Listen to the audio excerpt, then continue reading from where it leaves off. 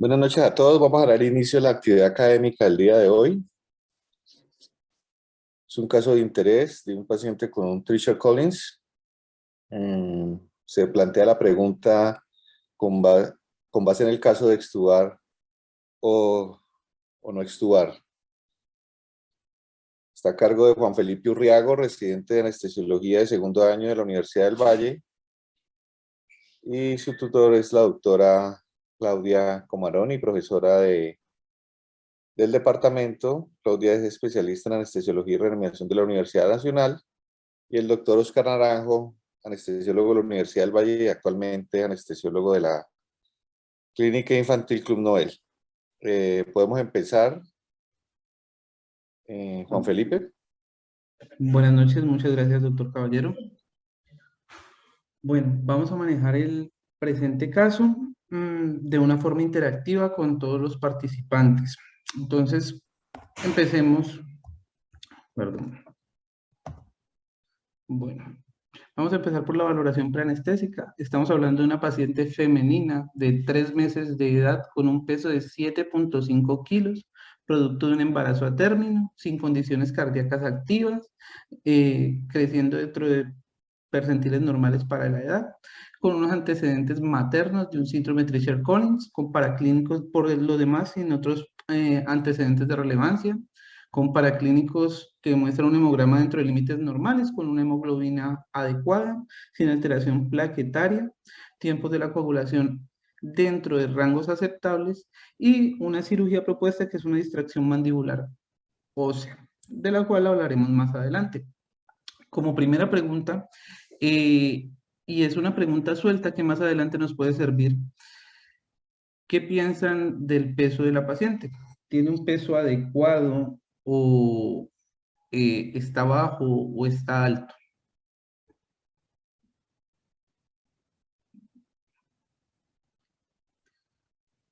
Bueno, como podemos ver aquí en esta tabla de la OMS, la paciente crece dentro de unos percentiles 85-97, está con un peso adecuado para su edad. Por otro lado, vamos a hablar del examen físico de la paciente. Vamos a decir que es una paciente con un Malampati 1, una distancia tiromentoniana de 1 centímetro, y como podemos ver aquí, las alteraciones craneofaciales son evidentes. Dentro de estas alteraciones craneofaciales vamos a ver algunas características, especialmente vamos a ver una hipoplasia mandibular, una hipoplasia del cigomático, pacientes tienen coloboma, tienen una frente ancha, tiene un canto caído, y nos surge la siguiente duda. ¿El paciente tiene una vía aérea difícil, sí o no? Bueno, vamos a decir que la vía aérea difícil es aquella en la cual un personal entrenado, en este caso un anestesiólogo con experiencia, requiere 2 o más intentos para la intubación. Y vamos a decir algo muy importante. No podemos extrapolar las características de una vía aérea difícil de un adulto a las características de una vía aérea difícil de un niño. Realmente mencioné adrede un Malampati de 1, pero para dejar claro que si bien puede llegar a servirnos de guía en un adulto, en un niño es totalmente diferente. Vamos a hablar que podemos tener una vía aérea difícil anatómica y una vía aérea difícil funcional de los pacientes. ¿En qué consiste? Bueno, vamos a apoyarnos en estos 2 artículos. En este nos dice que si bien desde el punto de vista anatómico pueden haber situaciones en común, realmente vamos a decir que un paciente tiene una vía aérea difícil en las condiciones en las cuales el paciente tiene alteraciones craneofaciales, como son síndromes típicos craneofaciales, como el propio Treacher Collins del que estamos hablando, o la secuencia Pierre-Robin y algunas otras. También vamos a decir que la percepción, y de esto hago también énfasis en esa distancia tiromentoniana que dije de 1 centímetro, la percepción que tenga el personal entrenado de acortamiento de la distancia tiromentoniana es, ya se considera un factor de riesgo importante para vía aérea difícil. Entonces, vamos a tener claro que desde el punto de vista anatómico, lo más importante, más allá de el Malampati, más allá de Bellhaus-Doret o algunas otras, es la percepción que tiene el anestesiólogo sobre una vía aérea difícil. Y de otro lado, también situaciones claras en las cuales hay una alteración craneofacial. Y de otro lado está la funcional. Este artículo de 2017, del cual volveré a citar más adelante, nos habla de que la vía aérea es mucho más compleja, es bastante más difícil en pacientes con un peso menor a 10 kilogramos de peso. Por eso hacía esa pregunta al aire si ese peso tenía alguna importancia. Realmente, a pesar de que para el paciente está adecuado el peso, tener pesos por debajo de 10 kilogramos de peso o una edad por debajo de 1 año, ya per se es un factor de riesgo para una vía aérea difícil. Como podemos ver aquí, en azul tenemos pacientes que fueron intubados con videolaringoscopia. En naranja tenemos los que fueron intubados con laringoscopia directa. Como pueden ver, si comparamos la población, una población pediátrica general versus la población de menor de 10 kilos, podemos ver una caída importante en el primer intento, que es este, en una intubación exitosa en el primer intento, cae del 53 al 39%. Y entonces, tengamos claro que ya el paciente menor de 1 año y menor de 10 kilos ya es una vía aérea difícil. Llámese Treacher Collins o sea un paciente normal. Ya debemos pensar en una vía aérea difícil.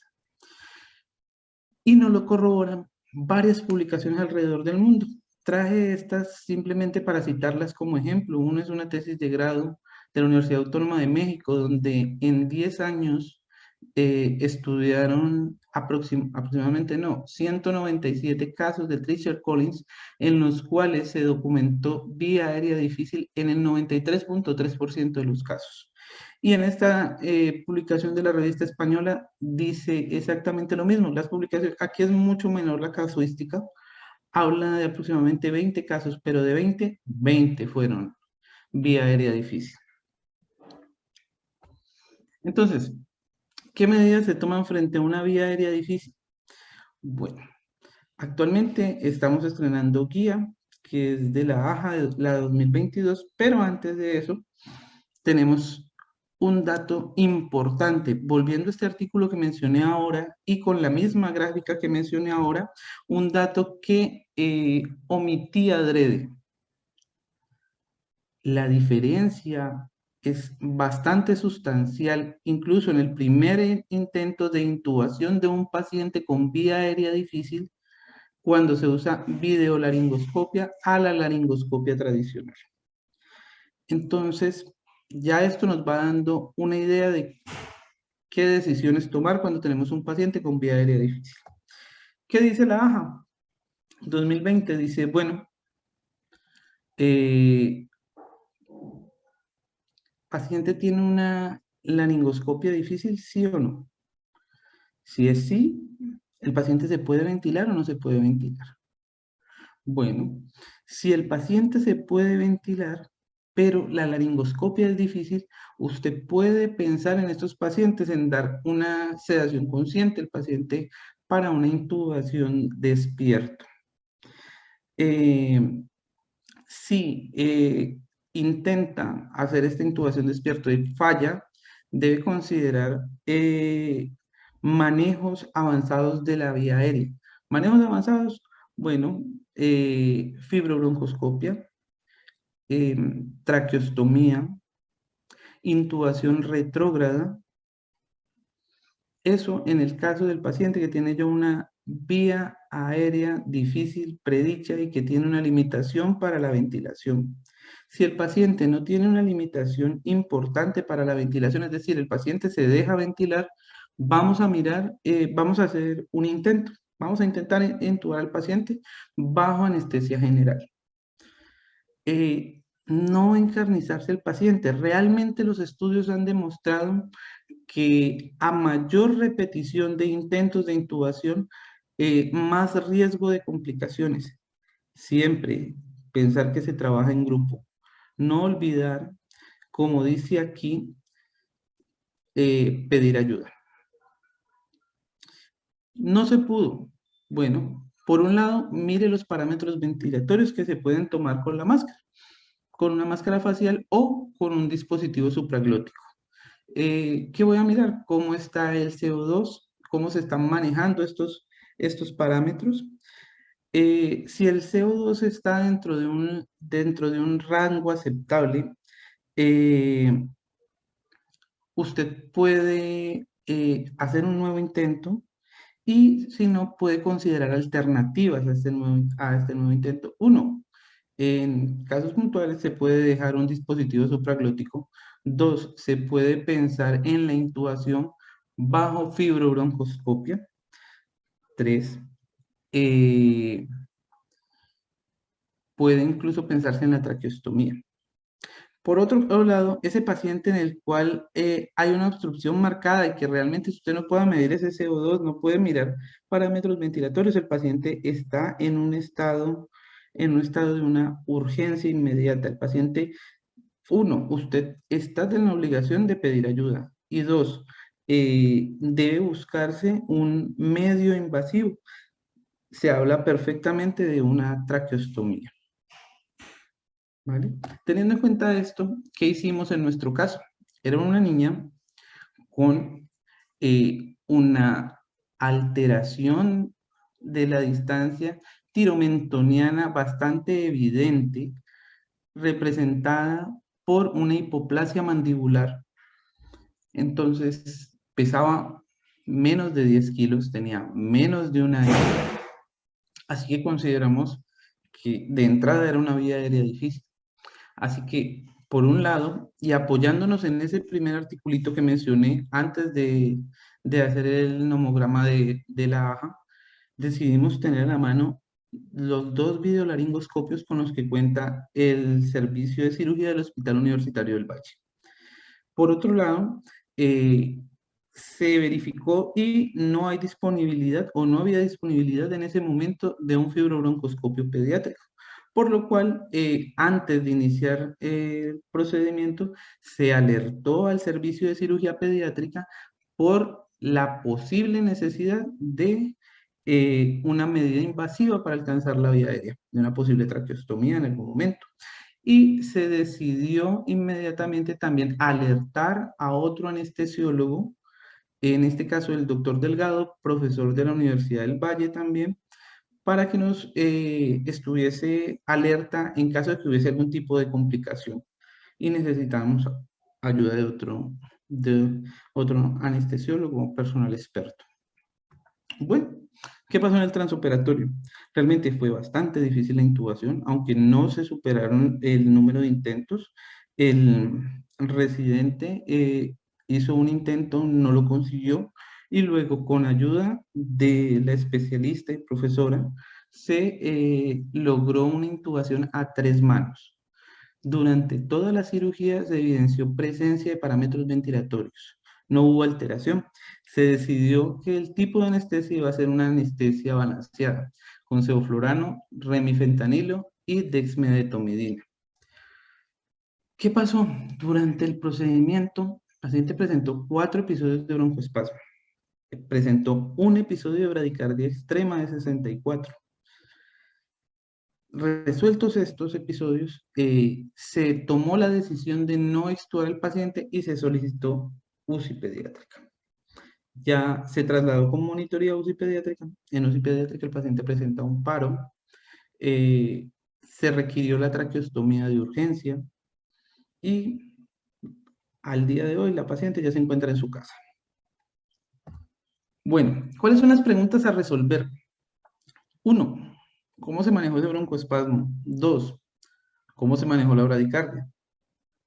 Y 3. ¿Por qué no se extubó la paciente al terminar la cirugía? Bueno, primero que nada, todo lo que sibila no es un broncoespasmo. Hay que tener claro si era o no era un broncoespasmo. Así que, apoyándonos en esta guía, primero habría que buscar causas diferenciales. Causas diferenciales del paciente sibilante puede ser una falla cardíaca, la presencia de una masa intratorácica que comprimiera la vía aérea, la aspiración particulada, que hubiese un acodamiento del tubo, un proceso anafiláctico e incluso un edema agudo de pulmón. Pudiese, sí, pudiese. Así que decidimos apoyarnos en la capnografía, viendo que había un aumento del CO2 en estos episodios. Además de eso, la conformación de la curva del entidal de CO2 cambió a una curva en rampa, por lo cual consideramos que sí, estábamos frente a un broncoespasmo. Ahora, ¿qué nos produjo ese broncoespasmo? ¿Cuál fue el origen de ese broncoespasmo? Listo. Hay infinidad de causas, pero vamos a dividir las más comunes entre medicamentosas y las asociadas a la manipulación de la vía aérea. Vamos a decir que medicamentos como la vancomicina, la morfina, la succinilcolina, que en muchos casos se usa o está dentro de los algoritmos de manejo de laringoespasmo, puede incluso empeorar el broncoespasmo. El atracurio, no así el cisatracurio, el mivacurio, el pentotal sódico, el desflorano, los AINES, con especial énfasis en el ketorolaco, los bloqueadores, los betabloqueadores no selectivos como el labetalol o el propranolol, y las soluciones iodadas. Eso en cuanto a medicamentos. En cuanto a la manipulación de la vía aérea, la broncoscopia rígida puede generar broncoespasmo. El lavado broncoalveolar, la succión bronquial, gases fríos, la presencia de gases fríos puede generar broncoespasmo y la misma intubación orotraqueal puede generar broncoespasmo. En este caso, consideramos que podría ser incluso la misma intubación en un paciente cuya intubación fue bastante difícil, podría generar el broncoespasmo. ¿Cómo se maneja el broncoespasmo? Haciendo énfasis en esa misma guía, esa guía nos dice lo siguiente. Miren, usted puede usar beta-2 agonistas. En este caso usamos salbutamol, 8 PUF. También puede profundizar el paciente, por lo cual usamos un poco de propofol. Usamos sevoflurano buscando alcanzar un MAC.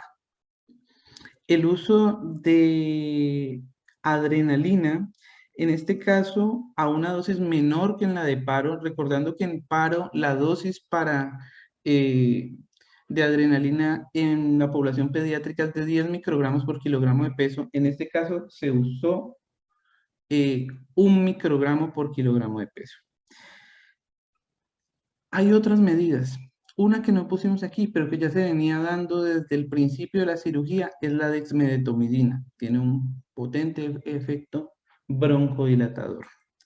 De otro lado, también podíamos usar ketamina, pero la descartamos inmediatamente por el riesgo de broncorrea que tenía. Con la adrenalina, en 2 ocasiones, el paciente recuperó sin ningún problema. Se decidió dejar una infusión de sulfato y aparentemente el paciente mejoró de esta condición.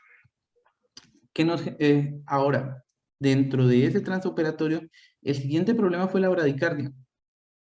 La pregunta es, en una bradicardia de 64, ¿qué originó una bradicardia de 64 en un paciente pediátrico aparentemente en un adecuado manejo anestésico? Bueno, hay múltiples causas, pero las tres principales son estas.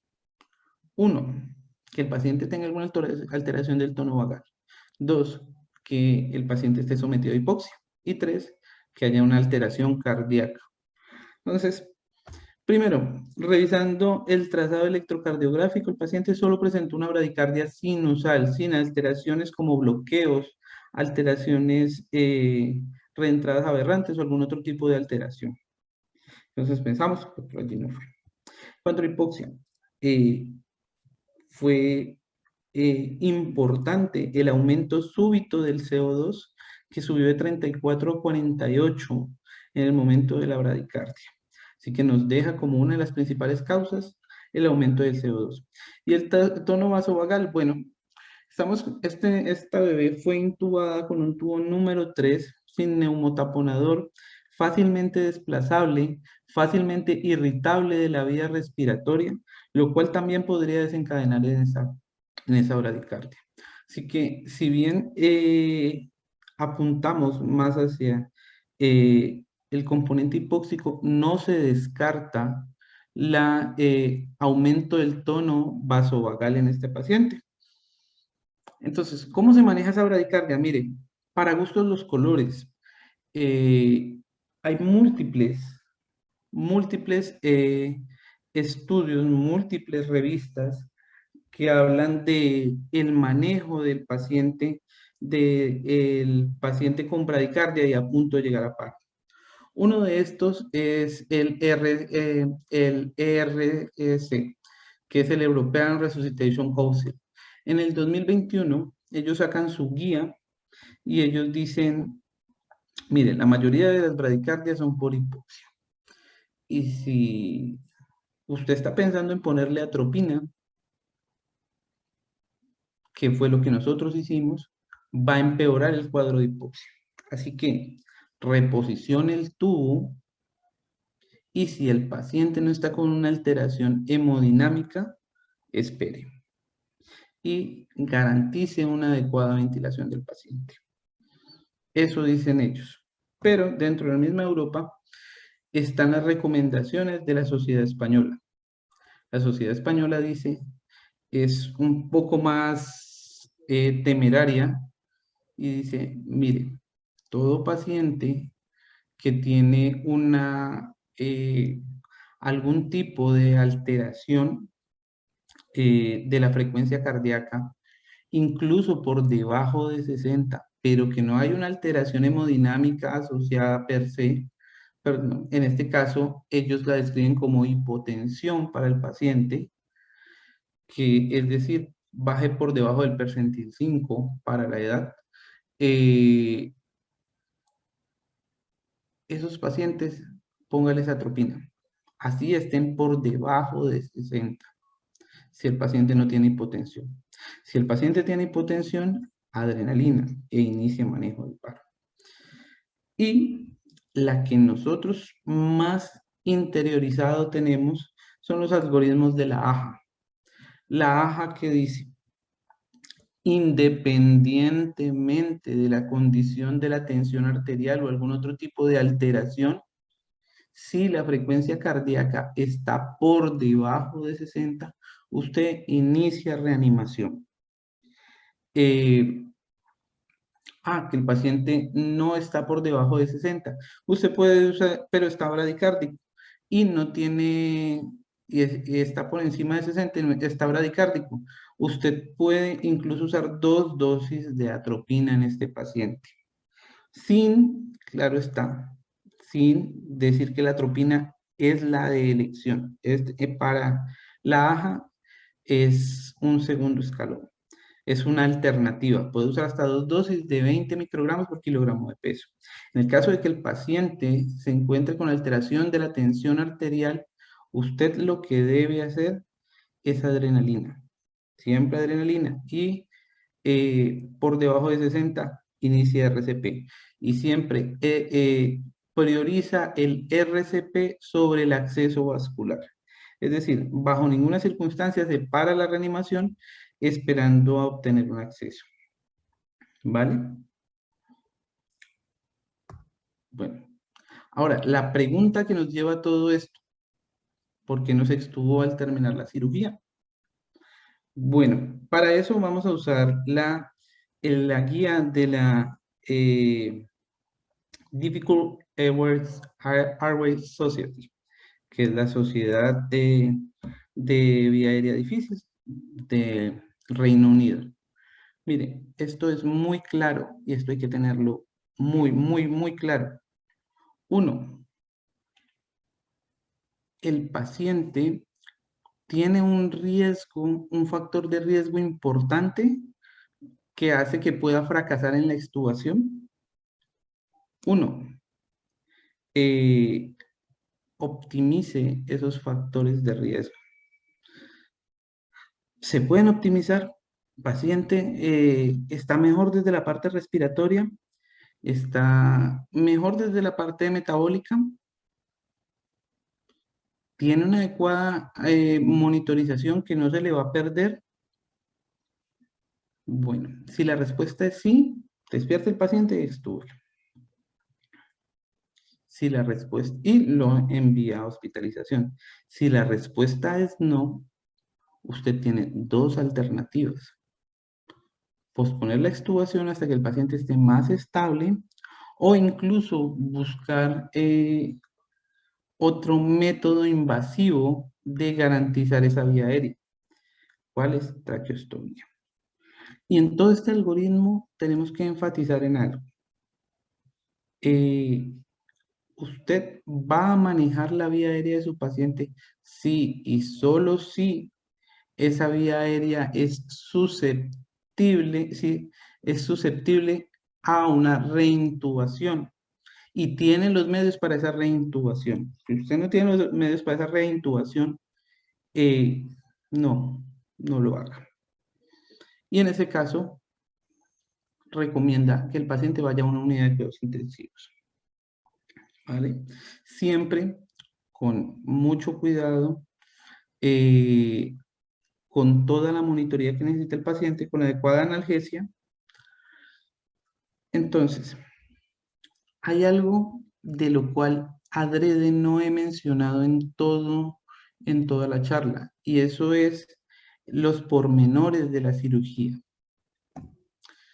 Este es un artículo del doctor Diego Caicedo, actual jefe de departamento de cirugía plástica de la Universidad del Valle, donde claramente describe el procedimiento que ellos realizan, el cual el avance mandibular, una de los puntos empleados en esto es el paso de una barra transfixiante que atraviesa toda la mandíbula para estabilizarla. Desde nuestra óptica, en ese momento, si hubo limitación para acceder a esa vía aérea, ahora la limitación era aún mayor, porque no íbamos a poder ingresar al espacio porque había una limitación mecánica mayor para el paso del tubo. Así que, en ese caso, este paciente, asociado a su cuadro de base, teníamos sumado una nueva limitante. ¿Cuál fue el pensamiento? Bueno, tenemos un paciente con una vía aérea difícil predicha. Tenemos la evidencia de 4 episodios broncoobstructivos severos que requirieron manejo con adrenalina. Una presencia de una alteración hemodinámica asociada a hipoxemia que nos hizo una bradicardia extrema.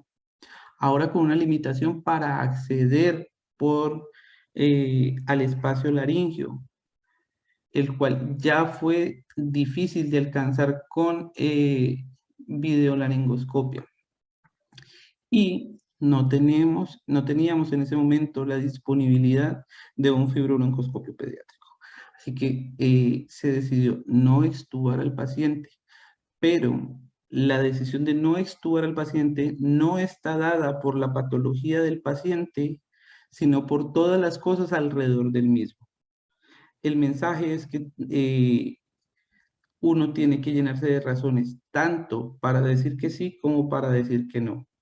Este caso se decidió traslado a unidad de cuidados intensivos. En unidad de cuidados intensivos, el paciente desarrolla nuevamente un paro.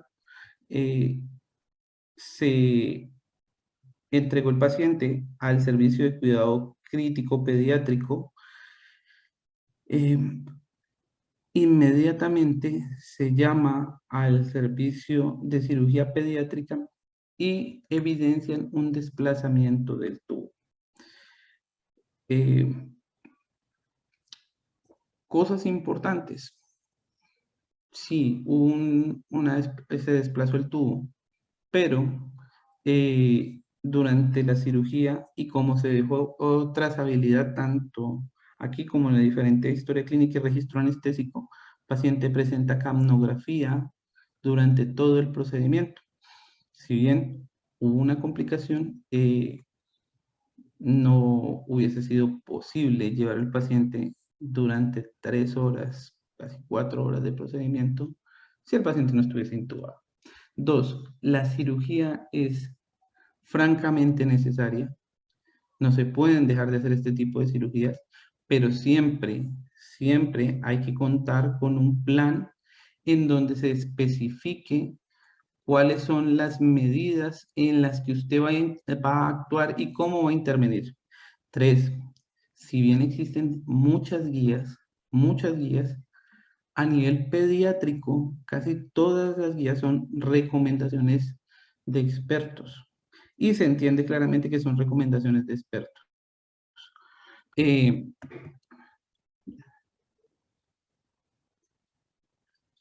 paciente cuánto tiempo? Qué pena, respondo. ¿El paciente cuánto tiempo después de que se entrega allí? Minutos. O sea, casi que fue pasándola de la cuna de transporte a la cuna de la unidad de cuidados intensivos cuando el paciente hace el paro. ¿Vale?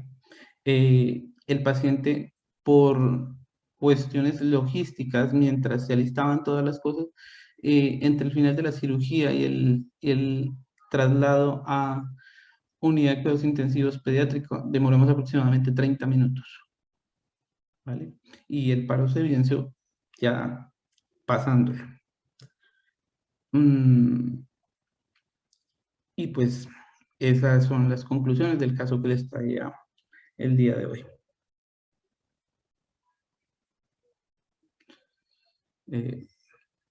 Bueno, ¿preguntas?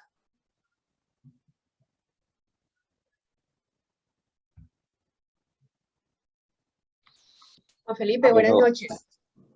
Buenas ya noches. los tutores tienen el micrófono activo como anfitriones. Vamos a empezar entonces con los comentarios respectivos y De luego las acuerdo. preguntas. Perfecto. Hola, buenas noches para todos. Hola, Claudia. ¿Cómo estás? Bien. Gracias por la invitación. Caso interesante con buenas cosas para cosechar. Quiero puntualizar algunas cosas con respecto al caso clínico en particular para luego pues, motivar algunas reflexiones que yo creo que nos sacarán conclusiones enriquecedoras. Puntualizar aspectos como el hecho de cómo se hizo el abordaje de la vía aérea. El abordaje de la vía aérea, tal y como está descrito en la literatura, idealmente debería ser con paciente despierto. Los pacientes pediátricos obviamente no encajan en este tipo de procedimiento porque pues no poseen a esta la colaboración. Entonces el siguiente esquema que se propone y fue como se hizo fue con una inducción de tipo endovenosa, apoyados básicamente en infusiones de remifentanil y de dexmedetomidina con dosis hasta 1 microgramo kilo hora y remifentanil a sitio efecto 2, siempre conservando la ventilación espontánea. Entonces, tanto los intentos como finalmente la intubación que se logró, se hicieron con paciente inconsciente con ventilación espontánea. El instrumento con el que finalmente se logró abordar no fue el videolaringoscopio inicial, sino con el MAGRAD, con el que también se cuenta pues ahí en el servicio de cirugía. El MAGRAD, al ser un poco más delgado y con una hoja translúcida, nos dio un poquito más de campo visual.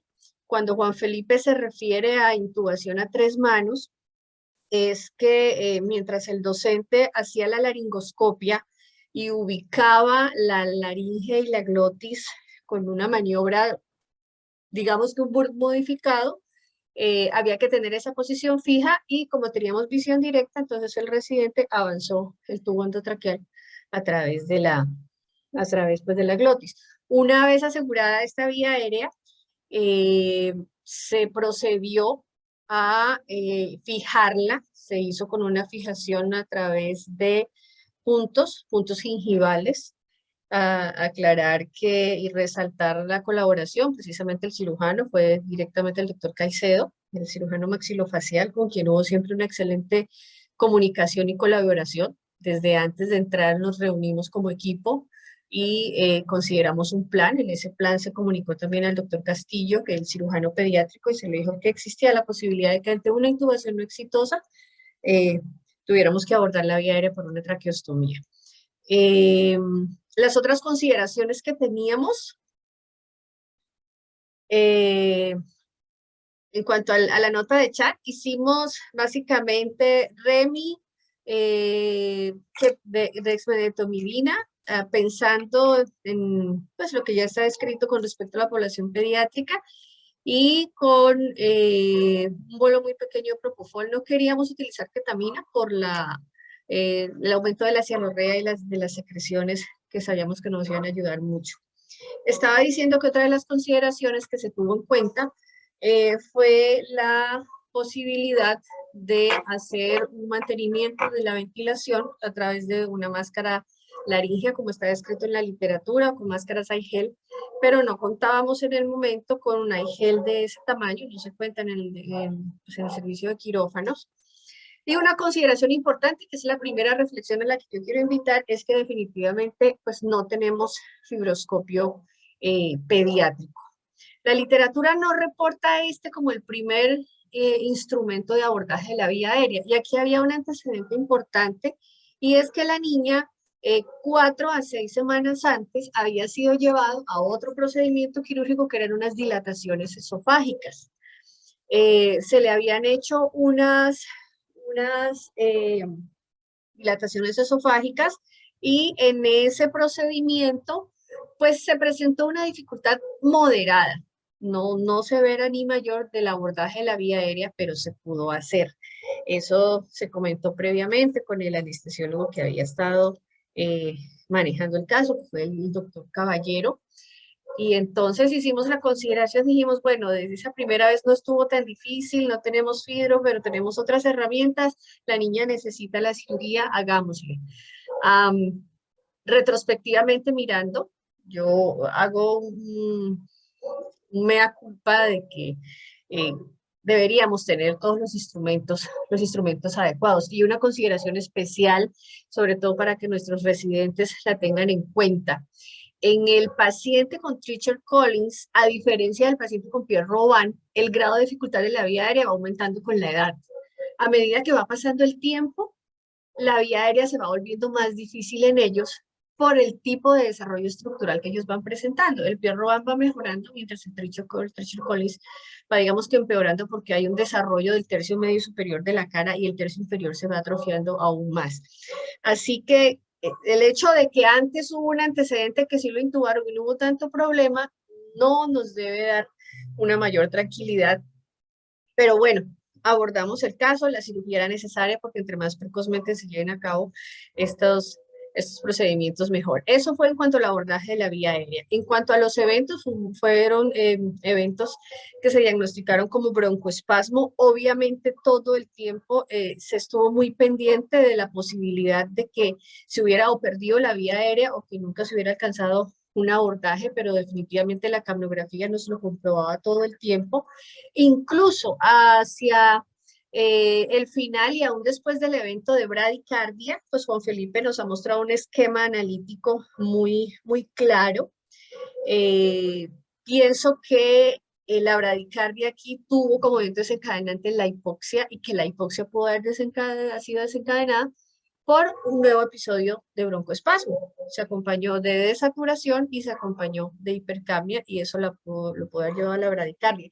En ese momento incluso trajimos el eco y corroboramos la posición del tubo haciendo un eco de vía aérea, barrido pues a nivel cricoideo y a nivel laríngeo, en donde se corroboró pues la colocación correcta del tubo, que es una herramienta que debemos seguir utilizando, sobre todo en estos pequeñitos en los que uno no está seguro si hubo desplazamientos, si perdimos la vía aérea o si nunca tuvimos un abordaje adecuado de ella.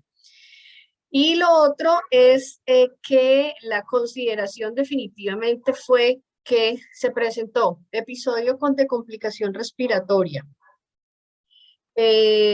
Sí, respecto a la pregunta del chat, doctor Castillo, al paciente se le puso sulfato, se aumentó el CAM del seborane, no se consideró ketamina por la broncorrea.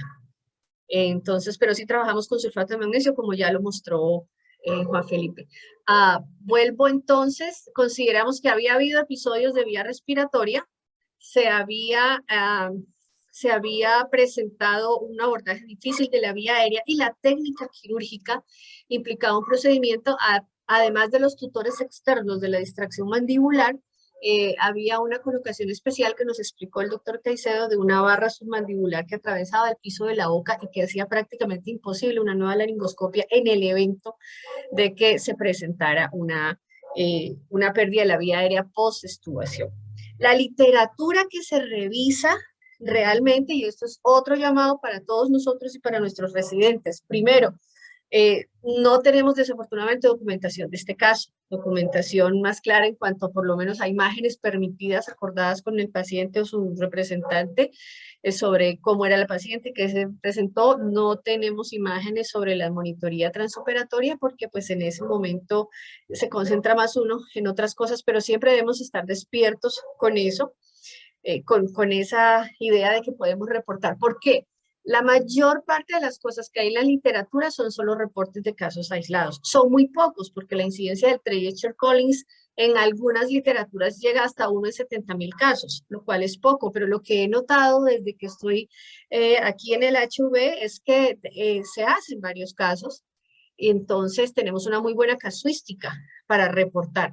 El reporte más grande es un estudio con descripción de casos australianos en el que describen más o menos 250 eventos anestésicos en 35 pacientes, pero es un estudio que va a una casuística que va desde 1970 hasta el año 2011 y solo tienen 34 pacientes.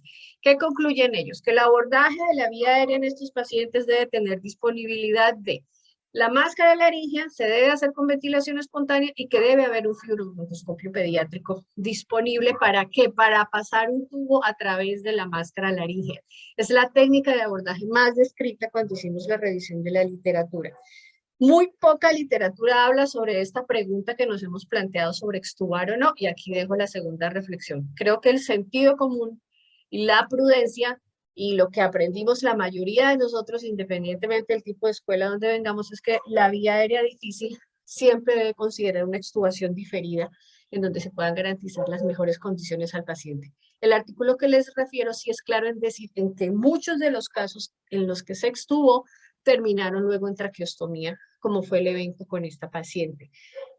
Pienso que hubo un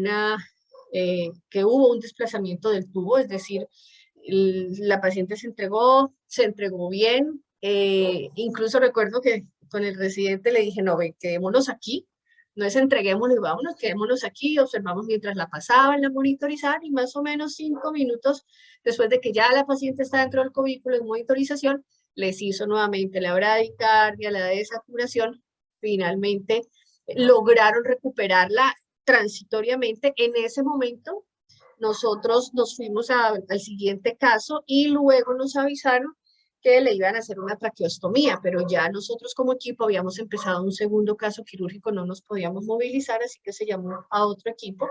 Sé que el cirujano pediátrico le hizo la traqueostomía y que en ese momento encontró, según lo refirió, que el tubo no estaba pues ya en la vía aérea. Pienso que es un caso de desplazamiento. ¿Qué puede ocurrir? Que nos queda el hecho de que la enseñanza o la lección de que hay que tener infinitos cuidados con el transporte de estos niños cuando la vía aérea ha sido muy difícil. Por ahora eso quiero ponerlo para reflexión.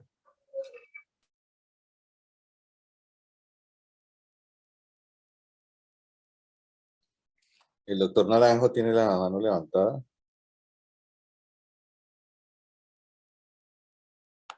Ya tienes el audio activo. Gracias, profe. Primero, pues un honor volver a participar de estas mañanas académicas.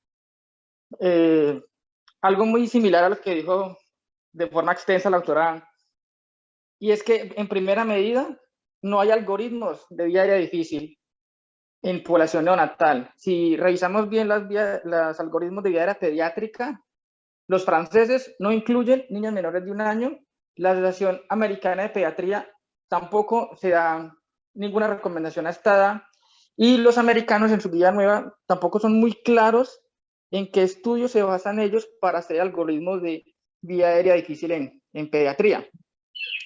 Por otro lado, los predictores son mucho más complejos que en el adulto. Sin embargo, hay varias cosas que podríamos hacer. Primero, las mediciones de tiromentoniana, apertura oral, obviamente son muy difíciles en valores absolutos, pero hay un truco que podría al menos a uno orientarlo, y es usar la manito del niño. Así como los adultos en el 223, no usar la mano del examinador, sino la mano del chiquitico, y ahí nos podría decir algo de la vía difícil. Y también en lo que decía Juan, de lo que la percepción del examinador es siempre mirar al niño de lado, porque la micrognatia es uno de los pues, más comunes y lo que más genera complicaciones a la vida de los pequeños. Entonces, hay que valorar esa parte. Y lo otro es que hay síndromes que de entrada se saben que son vía aérea difícil predicha. Obviamente es los de hipoplasia mandibular, lo que son Pierre-Robin, Treacher-Collins y Goldenhar. Sabemos que es vía aérea difícil predicha, casi imposible. Como dijo Juan, las tasas de éxito a primer intento con laringoscopia directa es del 4%, es decir, es una vía aérea casi imposible con laringoscopia directa, por lo que se recomienda que siempre que se aborde ese tipo de pacientes en época neonatal, lactantes menores, siempre el primer intento debe ser con técnicas indirectas, sea videolaringoscopio o fibrobroncoscopio. En el estudio que mostraba también Juan, ese es el registro de vía aérea difícil pediátrica europea. Allá, aparte de esa comparación que hace con laringo directo y técnicas indirectas, también estudian qué tipo de hojas deberían utilizarse para solucionar este tipo de pacientes. ¿Y qué encuentran ellos? Que hay mayor tasa de éxito cuando se utilizan hojas convencionales con videolaringoscopio. Y en niños menores de 10 años, el uso de fibrobroncoscopia a través de máscara laringia es superior a videolaringoscopio. Pero en mayores de 10 años, mayores de 10 kilos, es similar la tasa de éxito videolaringoscopio versus el fibrobroncoscopio, sea a través de la máscara o sea por fuera de ella. Como dice la doctora Camaroni, gracias a Dios no son tan comunes en realidad, y para uno buscar evidencia de cómo solucionar una vía aérea de estas, hay que remitirse a la serie de casos. La serie de casos que más tasa de éxito ha mostrado, sin duda, es, como dijo la doctora, fibrobroncoscopio a través de máscara laringia y en paciente consciente. Casi todos los reportes utilizan dexmedetomidina a dosis más o menos 0.4, 0.5 microgramos por kilo, pues en infusión kilogramo, sin bolo. Y ellos lo que usan es lidocaína en spray, se usa el biberón del chiquitico, y ahí se lo pasan al niño con un poco de dextrosa, el niño lo chupa, y pasan 20, 30 minutos, el niño está sedado con su dexmedetomidina, ya tiene su sedación local con la dextrosa y la lidocaína, y se le inserta mascarilla completamente despierto y ha sido muy bien tolerado. Y hay una frase muy chévere que encontramos en un artículo con Juan, es que dice que entre más obstrucción, menos lidocaína, porque como en estos niños de hipoplasia mandibular tienen componente de obstrucción tan obstruidos que al poner la máscara de laringia mejoran su ventilación y antes agradecen tener la máscara de laringia puesta.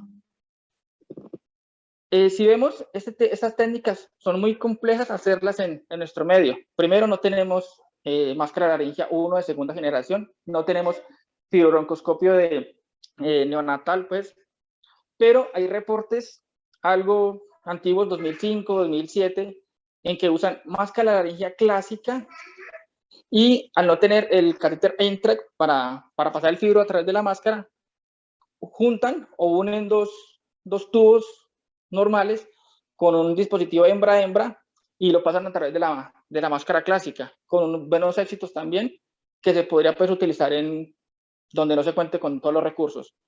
O la otra técnica que se ha utilizado, igual se coloca lidocaína en la máscara laringia, se coloca la dextrosa, lidocaína siempre diluida pues, por las concentraciones tan altas que tienen estos medicamentos, y lo que hacen es que pasan el fibrobroncoscopio a través de la nariz. Y ellos dicen que con la máscara puesta, el fibrobroncoscopio se va a dirigir más fácil hacia la vía aérea, van retirando la máscara laringia, van avanzando el fibrobroncoscopio, también con una buena tasa de éxito, y también lo reportan con máscara clásica, que también la podríamos tener. Lo otro importante es que estos chiquiticos también recomiendan las técnicas con cánula nasal, no mayor de 6 litros, porque pues generaría pues otro tipo de complicaciones pulmonares, y eso ha demostrado que disminuye los episodios de saturación y aumenta el periodo pues, que le da uno para estar maniobrando. Entonces, en estos chiquiticos, vía aérea difícil, neonatales, siempre que intentamos hacer videolaringoscopio, inclusive con laringoscopia directa, siempre tener una canulita nasal a no más de 6 litros minuto. Y eso en algo nos ayuda. Ellos hablan de entre 200 y 250 minutos más de apnea sin desaturación, 250 segundos, que nos podría ayudar realmente en muchas cosas. En otra parte, ya la parte del broncoespasmo, cuando se manipula tanto la vía aérea, esto es un factor de riesgo para que genere el broncoespasmo, y el solo hecho de tener el menor de 10 kilos y estar en periodo de lactante o neonato hace que las complicaciones pulmonares postoperatorias de estos chiquiticos sean, pues, que aumenten en relación a la población general. Entonces, siempre tener en cuenta que los niños en que fue tan difícil intubarlos, el riesgo de complicaciones pulmonares pues, van a ser también mayores. Entonces, estar siempre preparados con la propina, con la adrenalina, según las condiciones que se vean. Y de resto, no, nada, felicitar a la doctora y al doctor Juan, que es un caso muy difícil, lograron solucionarlo con sus inconvenientes, pero pues finalmente el niño logró llegar a salvo. Y nada, felicitaciones, Juan.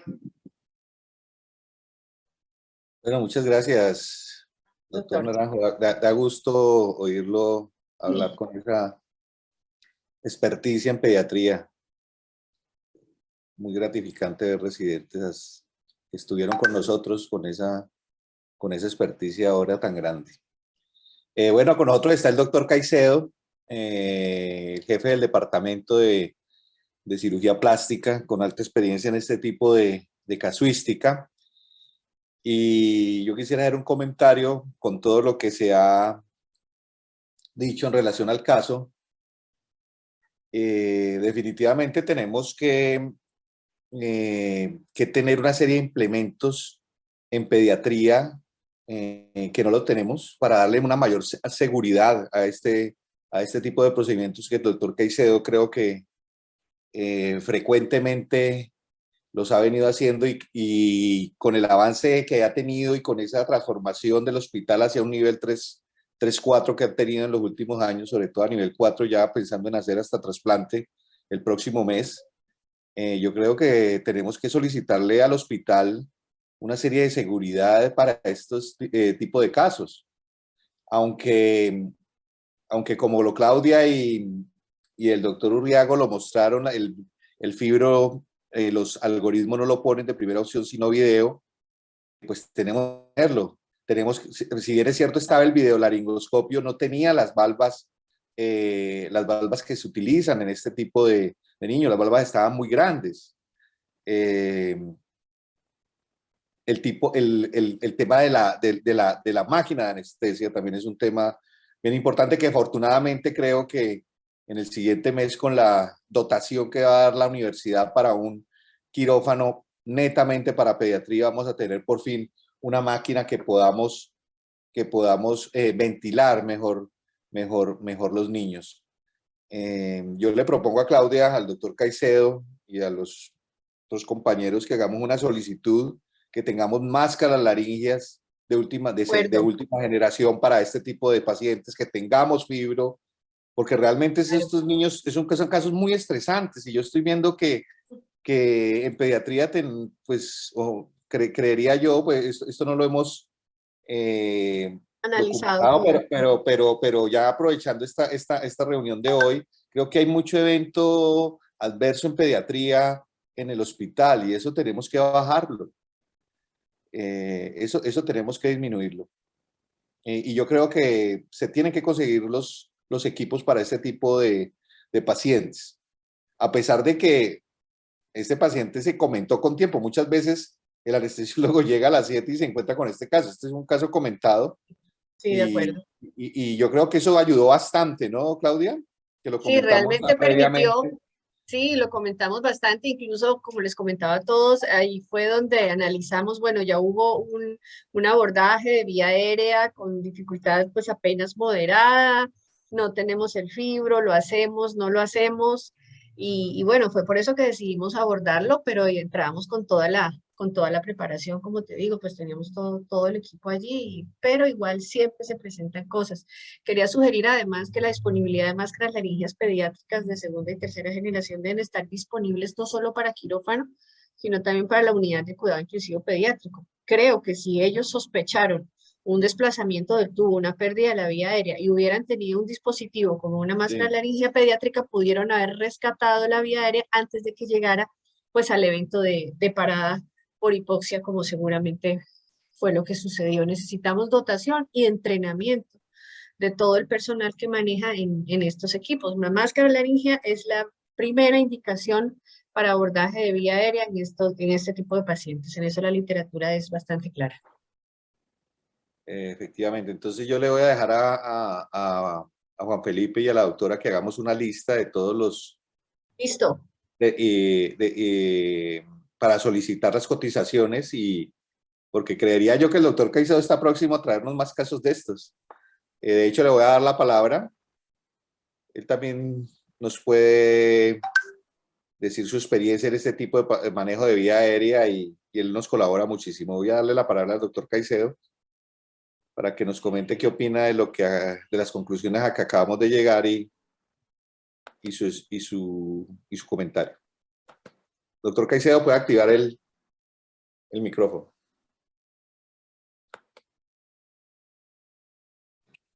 Buenas noches. Buenas noches, ya pude. Bueno, buenas noches a todos. Sí, muy interesante. Pido un poquito de disculpas, que estaba como siempre en un trancón y no podía, me pedía muchas cosas, entonces hasta que no llegué aquí a la casa no pude conectarme. Escuché bastante, varias cosas, y sí, yo creo que todo debe ser para mejor, sobre todo para nuestros pacientes y nuestros niños. Mi experiencia en vía aérea difícil, no soy anestesiólogo, siempre lo digo, me encanta acompañarlos. A la doctora ese día, el doctor Naranjo, que lo vi desde residente, y él sabe los casos severos que a veces operamos en el Club Noel, se da cuenta que o sea, a veces actúa hasta como auxiliar de anestesiología porque me gusta mucho. Básicamente lo que sí a veces yo quisiera muchas veces es que habláramos el mismo idioma. No existe displasia mandibular. La verdad es que los términos básicamente son todos los niños que presenten un SAOS, o sea, el síndrome de apnea, hipoapnea del recién nacido. Y el SAOS puede producirse por infinidad de causas. Y dentro de esas causas están todas las que son las alteraciones mandibulofaciales. Y en este caso en especial el síndrome de Treacher-Collins-Franchetti, que sí, la doctora habla y son muy raros. Nosotros, gracias a Dios, digamos que por academia, aunque no por paciente, tenemos bastantes casos y de todas las formas y de todas las características, inclusive pacientes que hemos visto hace 20 años. Tengo un caso en el hospital que lo vi cuando tenía 1 año y llegó ahora en diciembre 20 años con las mismas órdenes que yo le había hecho hace 20 años y que no se ha podido operar porque por todas las dificultades que ustedes han enunciado con el manejo de la vía aérea. Mi experiencia son básicamente, es como, o sea, sé que no hay protocolos, pero es a través del tiempo que nosotros hemos realizado ciertos pautas que pues ustedes me pueden orientar más, pero es la forma como yo a veces lo he manejado. Lo primero siempre es un tubo espiralado. Sí o sí, utilizamos un tubo espiralado con una guía que sea pediátrica. El doctor Naranjo lo dijo, también utilizamos la cánula nasal con mucha precaución. Y la otra es una cánula de Guedel. Una cánula de Guedel para mantener, porque a veces pues las máscaras laríngeas, así sea en cualquier centro, es muy difícil conseguirlas. Y entonces, ¿qué utilizamos? O sea, utilizo yo a veces con el grupo de Imbanaco, que es, a veces operamos estos niños más chiquiticos. En el Club Nobel a veces ya tienen, no son neonatos, ya son más grandecitos de 1 mes. En Imbanaco siempre el tubo espiralado, inclusive a veces yo lo he ido a comprar y siempre lo que estamos utilizando es el video. En los pacientes con Pierre-Robin, consecuencia de Pierre-Robin, que son los que mayor frecuentemente se presentan, y en sábado nosotros tenemos una casuística casi de 100 y pico de pacientes operados antes del primer mes, con intubación dificultosa, y el protocolo siempre ha sido este tubo espiralado, fijación del tubo. El tubo a veces me toca fijarlo a la lengua, lo fijo al maxilar. En este caso en especial fue muy difícil. Sí pongo siempre un pack en todo el istmo de las fauces para mantener el tubo que no se movilice, y una fijación que de pronto el doctor Naranjo, yo no me acuerdo si ese día lo hicimos con la doctora, pero el doctor Naranjo sabe, y eso a mí me lo enseñó una anestesióloga en una jornada que asistí en el extranjero, que me dijo, venga, le enseño cómo se fija un tubo anticirujano, que esa es la fijación en los niños que yo hago. El doctor Naranjo la sabe, yo no me acuerdo si ese día lo hice con la doctora. Pero en este caso en especial, yo creo que las Sí, complicaciones que se doctor, sí lo presentan... hicimos. Ah, bueno, gracias, Se doctora. hizo que fue usted tuvo la gentileza de mostrarnos una técnica que nos parece muy buena y de hecho así se fue, con esa fijación se fue el paciente hasta la unidad de cuidado intensivo. Exacto. Por eso es que Inclusive, no se extraña. sí, inclusive, doctora, nosotros terminando el procedimiento, o sea, yo lo que más cuido es el tubo, porque ya cuando uno ha tenido ciertas experiencias y cuestiones adversas, porque también he tenido niños en que se les perdió la vía aérea y quedó perdida la vía aérea. Me ha pasado durante estos casi 30 años 2 veces. El tubo es algo o sea, inclusive tan importante como la cirugía, sobre todo porque yo entro a manipular intra y extraoral, y el tubo se queda en el dorso de mi mano. En el dorso de mi mano, en esas bocas tan chiquitas, en el dorso de mi mano queda fijado el tubo, ya sea con la lengua o al maxilar, con un punto de sutura, siempre lo fijo. En este paciente en especial, sí, yo creo que por las características que muchas veces uno, por esa labor social que quiere de ayudar, que era un niño que llevaba 30 días, que era un niño que estábamos esperando la autorización de los distractores, que es la indicación para evitar la traqueostomía, que desgraciadamente pues hubo que hacerla, pero la distracción mandibular en los niños que presentan las alteraciones maxilomandibulares, la indicación número 1 quirúrgica es realizar distracción mandibular con corticotomías de ángulos mandibulares bilaterales. pero en este caso, pues uno, y creo que haciendo un raciocinio, haciendo un mea culpa, uno tratando de solucionarle un problema al hospital, uno puede meterse a veces en problemas difíciles, porque en primer lugar la máquina no está totalmente acondicionada, nos ponen una máquina, ¿cierto? yo no sé cómo hacen ustedes son unos magos tratando de cuadrar, yo cuando pues algo he aprendido durante tiempo, pues por lo menos a veces les ayudo a apagar la alarma para el estrés o les ayudo a contar de cómo está la saturación, que comienzo a cantarlo en voz alta, que creo que eso hay que hacerlo porque muchas veces están ustedes estresados cuando se pierde la vía aérea, pero es acondicionar una máquina que en primer lugar muchas veces no está calibrada ni para adultos. En el hospital hablo y para niños a veces es difícil. Yo tengo un pequeño, digamos, no sé, y me disculpan, no decir con el ánimo de eso, pero yo me acuerdo que el doctor Delgado entró y dijo, no lo dejen en el respirador, háganlo manual. Hubo un momento que de pronto se hizo en el respirador y eso sí me ha pasado en Imbanaco, que a pesar de tener todo el aparato pediátrico exacto, por seguridad, el anestesiólogo con quien yo opero, que también es egresado de la universidad, él me dice, yo me quedo con manual. Él se queda con manual. Supongo que ya tienen ustedes esa sensibilidad de aparte de todo, el monitoreo que tienen con la parte manual. Por lo menos yo me siento mucho más tranquilo cuando estoy operando. Y finalizando la cirugía, inclusive yo desconfié de que se hubiera desplazado el tubo, que yo lo hubiera desplazado. De todas maneras, la doctora muy amablemente lo comprobamos, lo revisamos y Fue vimos cuando que no. hicimos la ecografía, Sí, correcto. aérea. Entonces, en algún momento eso se desplazó. No sabemos si fue el pasarlo a la camilla, no sabemos qué pasó, pero pues como les digo, la cirugía se hizo era para evitar la traqueostomía y resultó haciéndose una traqueostomía de urgencia en el posoperatorio inmediato. Yo sí tengo una pregunta. Yo tengo una pregunta porque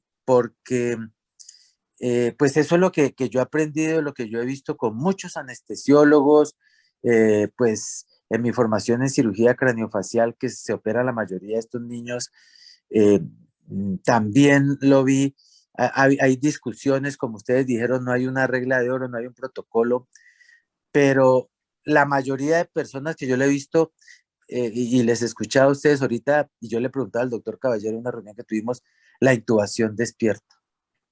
Yo no sé hasta qué punto esa intubación con el paciente, no digo pues totalmente despierto, sino ustedes le ponen lo que le colocan, o sea, o más despierto de lo normal. Yo, por ejemplo, en Imbanaco, eh, con una cánula de gel que la mantenemos ahí, y sí estamos haciendo intubaciones, como ustedes dijeron con el video, no con fibro. A veces el fibro es un problema porque preciso en el momento del fibro algo pasó, eso cambio con el video y con las valvas adecuadas. Nosotros a veces hemos hecho intubaciones en el primer intento, por eso el porcentaje que hablaba el doctor Naranjo me llamó la atención con el video y lo hacíamos en estos pacientes, yo no estoy hablando de pacientes en pediátricos normales, en estos pacientes con alteraciones maxilomandibulares, teníamos la intubación utilizando simplemente, teniendo pues lo que ustedes saben de oxígeno, la cánula de Guedel y el video, y un tubo espiralado con guía y la colocación de la guía. Inclusive yo creo que no sé si el doctor Caballero, creo que lo debe saber y muchos de los egresados saben, en algún momento cuando estuve en la fundación existía una técnica descrita por un doctor que los intubaba sin laringo, lo intubaba con la mano, también tuve la oportunidad de verlo y me pareció pues fantástico, eso fue escrito, pero pues no es el caso. Yo lo que le quería preguntar, y esa era mi duda, porque en este caso yo saqué la conclusión de que lo hicimos con muy buena intención, pero la máquina, el apoyo técnico, el apoyo biomédico, como quieran llamarlo, a pesar de que estaban ahí presentes, pues ustedes no pueden hacer nada si con una máquina de esas están sufriendo. la presencia, y ahorita el doctor Caballero lo decía muy bien, gracias a Dios todos estos equipos que han llegado, nosotros podamos hacer cirugías más complejas, en los cuales tenemos que movilizar los niños intraoperatoriamente de cúbito dorsal, de cúbito ventral, con una intubación fija y todo, que lo estamos haciendo en Club Noel, en Inbanacom, ya ojalá podamos hacerlo en el hospital con todos estos nuevos equipos que hay. Entonces, yo sé que yo le agradezco a la doctora su apoyo y la seguridad con que yo sentí en el grupo de anestesiología en ese día de la cirugía, que sin conocernos, pues nos entendimos bien. Pero mi pregunta era eso, la intubación tan despierto que no la había visto, la verdad, y pues como les digo, llevo mucho tiempo operando niños de vía aérea muy difícil, eh, generalmente, pues, inclusive una técnica que se la aprendí a un maestro en México era ayudarle a ustedes colocándole un punto de seda en la lengua y traccionando la lengua, y de esa forma se traccionaba todo lo que era el piso de la boca, y de esa forma muchas veces se intubaba sin video, simplemente dándole la forma especial al tubo, que ojalá sea espiralado y con guía. Entonces, mi pregunta era lo de la intubación casi despierto, y, y, y, y que pues no lo había visto, la verdad. Me causó curiosidad. Veo que revisaron con la evidencia, que tampoco es que haya una evidencia que sea robusta, que una fortaleza esa evidencia, pero pues estos niños hay que hacerlos, porque si no van a terminar en traqueostomías que llegan a los 5 o 6 años. Gracias a Dios, con este paciente, como la traqueostomía, en el momento en que se le hizo, fue agudo, y el tratamiento o la cirugía que se hizo le mejoró su alteración maxilomandibular, pues la traqueostomía pudo, digamos, quitarse rápidamente, y el paciente, su cirugía, ustedes, si en algún momento quieren dar una foto, tenemos toda la evolución, evolucionó para bien. Se le hizo su distracción y su aumento en el eje y en el vector de mandibular, para que su vía aérea fuera normal. Yo les agradezco la invitación, soy un totalmente ignorante al lado de ustedes con toda la evidencia que tienen. Lo único que a mí me queda es pues la experiencia que yo he tenido, el uso del punto en la lengua, la fijación, el tubo espiralado. Sí, creo que en estos casos es mejor al paciente extubarlo ya en cuidado intensivo, cuando el paciente tenga sus parámetros más estables. A veces extubarlo en el momento de la cirugía o en el postoperatorio inmediato, como cualquier paciente. En un paciente con esto se puede perder la vía aérea, y uno de los casos que yo tengo básicamente fue por una confiada extubación, que el niño falleció en ese momento. Entonces, pues yo les agradezco la invitación, doctor Caballero, me disculpan la haber llegado tarde. Nosotros tenemos que hacer esto del hospital, y todo el mundo tiene que tener esa posibilidad. En mi experiencia, a veces me cuesta mucho trabajo operar a veces un niño, si yo se lo digo con todo respeto, es porque da miedo, y yo entiendo al anestesiólogo, pero creo que en el nivel que nosotros tenemos que llegar al entrenamiento necesario para poder dar solución a estos niños. En la mayoría de centros mundiales se está haciendo, y nosotros, ¿por qué no lo podemos hacer? Con el Pierre Robin, que más de uno de los egresados de anestesia y conmigo han sufrido esas intubaciones, y luego cuando estamos afuera, y que he podido operar en varios centros en Cali, lo hemos hecho. Ya el Pierre Robin para nosotros, digamos que saltamos esa dificultad, y ya sabemos que lo podemos hacer. En este caso, que era un Treacher Collins con una penetrancia muy severa, entonces, pues sí era bastante difícil. Entonces, yo les agradezco, y pues yo tengo esas inquietudes, y que cuenten conmigo, que lo que necesiten y yo los pueda apoyar y yo los pueda ayudar. Claro que sí, a mí me apasiona esta parte digamos, de el trabajar en grupo y en equipo, la parte de cirugía craneofacial, que sobre todo en niños malformados, que pues esto es difícil, pero hay niños que han tenido vías aéreas totalmente difícil con hemangiomas y con lesiones severas que, mejor dicho, hay que hacerle traqueostomía como se hacía antes. Cuando yo comencé, todo niño antes de entrar a cirugía había que hacerle traqueostomía porque no se podía intubar. Muchas gracias, doctor Caballero. Bueno, profe Caicedo. Bueno, el doctor Naranjo y la doctora Claudia lo mostraron con la revisión excelente que hicieron, y definitivamente se necesita equipos. Mire la comparación con laringoscopia convencional versus biolaringos que tuvieran la valva específica para el paciente. Cómo se optimizaba el abordaje tanto al primer intento como la dificultad del mismo. Eso es un punto de quiebre importantísimo, tener los elementos adecuados. Claro, es el argumento fundamental. Es que exactamente, Argumento clave. Y eso iría de la mano que se puedan hacer más tranquilos. Pero miren Sí, que, comenzando que tocó conseguir la valva de uno de ellos, que desafortunadamente sí. a Claudita no le sirvió en ese No. intento, porque no hay las valvas neonatales. Sí, no había la valva más pequeña, no había una máscara laringea más pequeña. Y bueno, si hubiéramos tenido la máscara laringea, no teníamos el fibro para introducir, porque es que la ubicación del tubo a través de máscara laringea hay que hacerla con fibro. Entonces, no basta con que consigamos las máscaras laringeas, tenemos que tener el fibro.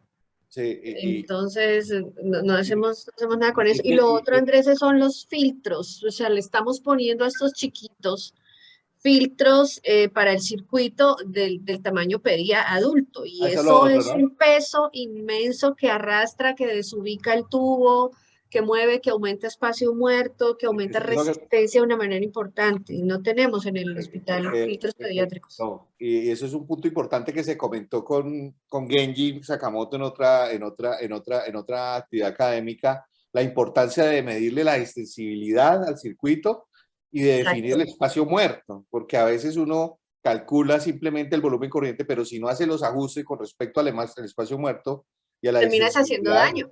Y puede ser una de las causas por qué no, pero si está ventilando, está dando curva, pero por qué está desaturado, que no se le está dando el volumen que es. De pronto no sé si en ese punto el doctor Naranjo, también veo al doctor Vasco, quieran ahondar en eso, porque me parece bien importante también, y de pronto a veces caemos en ese error. Y vuelvo y recalco, lo mostraron los estudios, las grandes series de casos que mostraron, si bien son unos estudios muy grandes, pero pues son puntuales y son muy puntuales, ¿no? Sí, claro. De pronto no tendrán el RR ideal ni la muestra ideal, pero pues me parece importante, porque estos son casos, como ustedes mismos lo mostraron, raros, pero cambia. Teniendo un videolaringoscopio, una hoja adecuada, unos equipos de vía aérea adecuados, sobre todo el tema del videolaringoscopio me parece que es de lo que impacta más en este tipo de manejos, y si no los tenemos, pues va a ser muy difícil, y desafortunadamente ese día creería yo que si bien estaban los equipos, no estaba la valva para el niño. No había la valva, había una valva que le cabía en la boca, pero era demasiado ancha, ya es cuestión como de... Creo que el hospital, y yo lo comentaba con las directivas, cuando hacen estas compras, cuando hacen estas cosas, no nos consultan. No consultan a los que más están en esto. Claro. A los que más están en esto. Sí, pueden a veces comentárselos a otros compañeros, pero tienen que ir a la sala y decirle, vea, doctor Caicedo, vea, doctora Camarón, ¿usted qué hace niños? ¿Qué es lo ideal para estos manejos? O nos van esos laringos fueron dotados. Me parece increíble que no se trajeron las valvas neonatales. A mí me hicieron la consulta de uno de esos y yo les dije, hay que traer una neonatal. No sé por qué.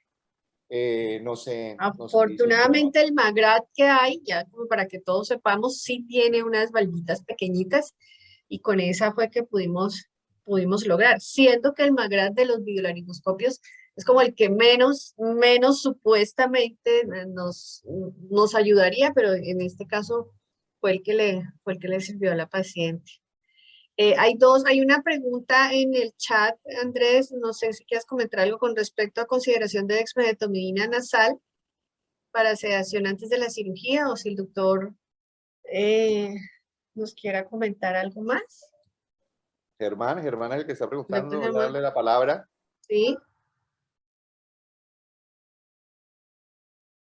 Está por ahí. ¿Tienes activo el micrófono, Germán? O de pronto el doctor Naranjo nos quiera contar su experiencia con dexmedeto nasal. Naranjo puede hablar sin problema porque es como... Anda por ahí. Bueno, yo he estado haciendo sedación con dexmedetomidina nasal antes de la cirugía en niños. Cada vez hay más literatura publicada. Esto se empezó porque, sea como sea, la dexmedeto nasal es como una indicación off-label, como dicen los de las farmacias. Y no aparece por ningún lado, pero hay bastantes estudios que demuestran su actividad. Recientemente se está hablando de dosis, incluso ya no de 1 microgramo por kilo, sino de 2 microgramos por kilo de peso. Funciona bien, yo he tenido la experiencia, pero hay que aplicarlo con suficiente tiempo. Suficiente tiempo es por lo menos 20 minutos antes de pasar el niño a digamos, al quirófano o al procedimiento. Tiene un poco de mejor sabor que la sedación que se pueda intentar, por ejemplo, con el midazolam, que es tan amargo. No sabe bien tampoco, pero es un poquito mejor aceptada y causa un estado de sueño bastante inducido como el natural, que colabora mucho al momento de llevar el paciente, el nené al quirófano y todo eso. Y sí, lo que dice el doctor Castillo, entre 20 y 30 minutos antes por lo menos. Y conectando esto con la pregunta del doctor Caicedo, la intubación despierta es el gold estándar de indicación en cuando se prevé diarrea difícil, pero muchas veces en los niños no es posible, en los más pequeñitos como esta. Lo que hicimos en esta paciente, repito, es una inducción con paciente en plano anestésico, pero conservando ventilación espontánea. Esa fue la técnica que se utilizó para intubación con ella.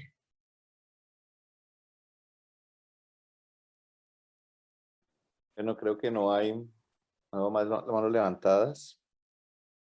Felicitar al doctor Urriago, a mí me pareció que hizo una exposición muy interesante y muy pausada del caso. Me gustó ya tiene su estilo. De pronto hubiera sido chévere, Claudia, las imágenes del caso, pero como tú dices, el estrés del caso no lo permitió. No, donde me llegue a decir, profe, me deja tomar la foto, yo creo que lo saco de la sala con el estrés que teníamos ese día. ¿Cuál foto? Sí. No, ahorita no me hables de fotos. De pronto Pero para un bueno, próximo caso, hay que desarrollar esa de pronto habilidad para y ese próximos dominio. casos lo que pasa es que tenemos que traer algún monitor de la universidad para que esté pendiente de esas cosas. Por ejemplo, sería muy interesante porque que la universidad nos apoya en eso. Entonces, para el próximo caso, doctor Caicedo, pues lo preparamos con lo todo el documentamos tiempo. entre todos. La tarea para mí más importante es, a más tardar el equipos. lunes, hacer la solicitud de los implementos, de todo lo que hablamos aquí, qué valvas se necesitan. Debemos tener de todo tipo de valvas. Claro. Todo tipo de máscara laringe de segunda generación y la consecución del fibropediátrico. Yo creo que ese es como lo puntual desde el punto de vista de solicitudes al hospital, teniendo en cuenta que estos niños se van a seguir haciendo. Bueno, yo creo que terminamos ya la actividad académica. Muchas gracias a todos. No olvidar firmar la asistencia. Muchas gracias al grupo de cirugía plástica, el doctor Caicedo, por ahí vi a uno de sus residentes, a Lady, que nos acompañaron, a los profesores de anestesia como siempre y a los residentes y estudiantes de pregrado. Hasta el próximo jueves. Gracias, hasta luego.